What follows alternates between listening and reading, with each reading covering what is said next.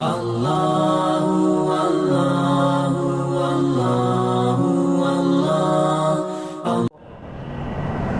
يَغْتَبْ بَعْضُكُمْ بَعْضًا، اس آیت کے اندر اللہ سبحانہ و تعالیٰ نے ایک بہت بڑے گناہ کی طرف اشارہ فرمایا ہے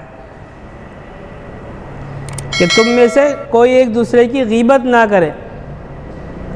آج یہ مرض ہمارے اندر پڑھے لکھے حضرات میں بھی موجود ہے اور غیر پڑھے لکھے حضرات میں بھی موجود ہے۔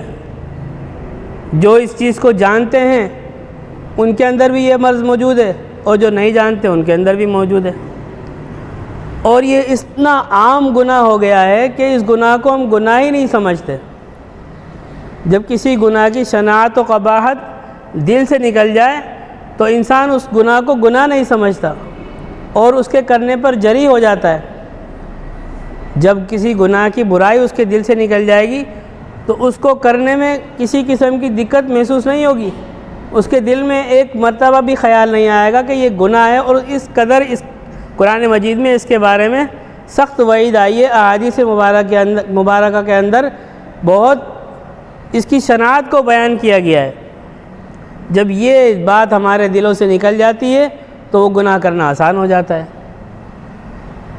تو گناہ کو چھوڑنے کا بہترین طریقہ جو ہے وہ یہ ہے کہ سب سے پہلے گناہ کی قباحت کو دل میں بٹھایا جائے کہ یہ چیز گناہ ہے، اور قرآن مجید میں اس گناہ کے حوالے سے یہ بیان کیا گیا ہے، اور قرآن مجید احادیث مبارکہ میں اس گناہ کے بارے میں یہ بیان کیا گیا ہے، اور اس قدر سخت وعید آئی ہے۔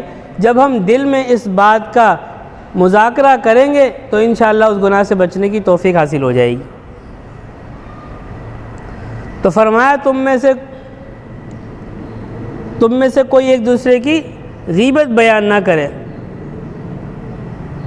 کہ غیبت کرنے کا مطلب کیا ہے، اس کا نتیجہ کیا ہے؟ وَلَا يَغْتَبْ بَعْضُكُمْ بَعْضًا أَيُحِبُّ أَحَدُكُمْ أَن يَأْكُلَ لَحْمَ أَخِيهِ مَيْتًا فَكَرِهْتُمُوهُ، کیا تم میں سے کوئی ایک چاہتا ہے أَيُحِبُّ أَحَدُكُمْ أَن يَأْكُلَ لَحْمَ أَخِيهِ، وہ اپنے مرے ہوئے بھائی کے گوشت کو کھائے۔ أَن يَأْكُلَ لَحْمَ أَخِيهِ، اپنے مرے ہوئے بھائی کے گوشت کو کھائے۔ فَكَرِهْتُمُوهُ، تم اس کو ناپسند کرتے ہو، یعنی کوئی بھی نہیں چاہتا کہ میں اپنے بھائی کا گوشت کھاؤں، آدم خور بن جاؤں، بھائی کا گوشت کھاؤں اور وہ بھی مرے ہوئے بھائی کا۔ تو جب تم اس چیز کو ناپسند کرتے ہو تو فرمایا غیبت کو بھی اسی طرح جو ہے ناپسند کرو، کسی کی برائی بیان کرنے کو بھی اسی طرح ناپسند کرو کہ جس طرح تم اپنے مرے ہوئے بھائی کے گوشت کے کھانے کو ناپسند کرتے ہو۔ اور اب تک جو غیبت کر لی اس پر اللہ تعالیٰ سے توبہ کرو۔ واتقوا اللہ، اللہ سے ڈرو۔ ان اللہ تواب الرحیم، اللہ تعالیٰ جو ہے بہت توبہ قبول کرنے والا ہے، مہربان ہے۔ اللہ کے رسول صلی اللہ علیہ وسلم سے صحابہ نے پوچھا، ایک صحابی نے پوچھا یا رسول اللہ صلی اللہ علیہ وسلم غیبت کیا ہے؟ یا رسول اللہ صلی اللہ علیہ وسلم غیبت کیا ہے؟ ما ہی الغیبہ، غیبت کیا ہے؟ فرمایا تیرا اپنے بھائی کا اس طور پر ذکر کرنا کہ جب اس کو معلوم ہو کہ میرا ذکر اس طریقے سے کیا گیا ہے تو وہ اسے ناگوار محسوس ہو، وہ اسے برا محسوس ہو، اس سے اس کی دل آزاری ہو، اس کی آبرو ریزی ہو۔ فرمایا یہ غیبت ہے۔ مزید وضاحت کے لیے صحابی رسول صلی اللہ علیہ وسلم نے یہ فرمایا کہ ان کان اقول، اگرچہ جو میں بیان کر رہا ہوں وہ اس کے اندر موجود ہے، یعنی جو میں بیان کر رہا ہوں وہ میرے بھائی کے اندر موجود ہے، تب بھی یہ غیبت ہے۔ فرمایا اگر وہ تیرے بھائی کے اندر موجود ہے تو وہ غیبت ہے، اور اگر موجود نہیں ہے تو پھر وہ بہتان ہے، اور بہتان کا گناہ جو ہے غیبت سے دوہرا ہے۔ کسی کی برائی بیان کرنے سے دوہرا گناہ یہ ہے کہ اس کے اوپر بہتان باندھا جائے۔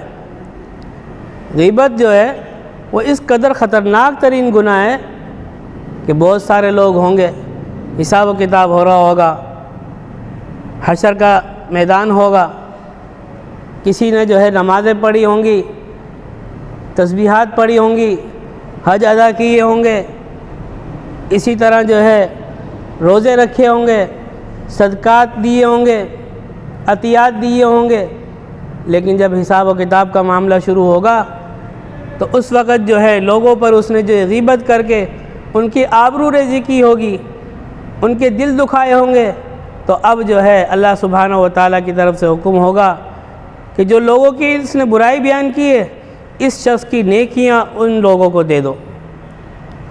چنانچہ نماز کی نیکیاں جو ہے وہ کسی کو دے دی جائیں گی، روزے کا ثواب کسی کو دے دیا جائے گا، صدقات کا ثواب کسی کو دے دیا جائے گا۔ معاملہ یہ ہوگا کہ ساری کی ساری نیکیاں اس کی ختم ہو جائیں گی، لیکن اب بھی لوگوں کے حقوق اس کے اوپر باقی ہوں گے۔ اللہ سبحانہ و تعالیٰ کی طرف سے حکم ہوگا کہ اب لوگوں کے گناہ اس شخص کے اوپر ڈال دو۔ فرمایا یہ شخص جو ہے حقیقی مفلس ہے۔ یہ اس سوال کے جواب میں کہ صحابہ نے پوچھا یا رسول اللہ، فرمایا یا رسول اللہ صلی اللہ علیہ وسلم جس کے پاس درہم اور دینار نہ ہو وہ مفلس ہے، وہ تنگ دست ہے۔ فرمایا نہیں، میں پوچھتا ہوں حقیقی مفلس کون ہے؟ پھر اللہ کے رسول نے فرمایا کہ میں بتاتا ہوں کہ حقیقی مفلس وہ ہے جو آیا تو بڑی نیکیاں لے کر تھا، لیکن جب حساب و کتاب کا معاملہ ہوا تو اس نے کسی کا مال مارا تھا، کسی کو ناحق ستایا تھا، کسی کو گالی دی تھی، کسی کو برا بھلا کہا تھا۔ اب اس کی نیکیاں جو دوسروں کو دے دی گئی اور دوسروں کے گناہ اس کے اوپر ڈال دیے گئے۔ فرمایا یہ حقیقی مفلس ہے۔ بچپن میں بھی ہم سنا کرتے تھے نا بڑوں سے، ارے بھائی برائی بیان نہیں کرو۔ برائی بیان کرنے والا ایسا ہوتا ہے جیسے اپنے مرے ہوئے بھائی کا گوشت کھا رہا ہے۔ جب بڑے ہوئے، قرآن و حدیث کی تعلیم حاصل کری تو معلوم ہوا کہ یہ تو اللہ تعالیٰ فرما رہے ہیں، یہ تو اللہ تعالیٰ اس غیبت کے گناہ کی شناعت کو بیان کر رہے ہیں کہ یہ ایسا ہے جیسے مرے ہوئے بھائی کا گوشت کھانا۔ حسبی اللہ و نعم الوکیل، نعم المولا و نعم النصیر، حسبی اللہ